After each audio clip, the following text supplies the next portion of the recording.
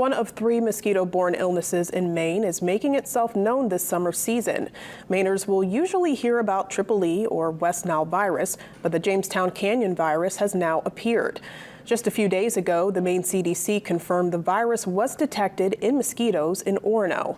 Jamestown Canyon virus is only spread through the bite of an infected mosquito. Typically, people will suffer from flu-like symptoms like fever, achiness, fatigue, and a headache.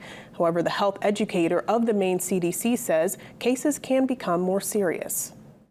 Some people, however, will get some more severe symptoms that could include really severe headache, neck aches, confusion, even all the way to encephalitis or myelitis, which is an inflammation of the brain or inflammation of the spinal cord. She says in some cases, the virus can become fatal.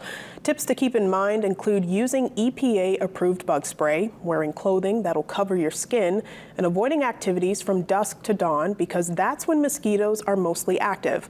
Experts also advise you to evaluate your yard. Make sure to empty any standing water around the home and check your screens for holes to prevent any mosquitoes from entering your home. You can find more information on the virus by following the link on our website.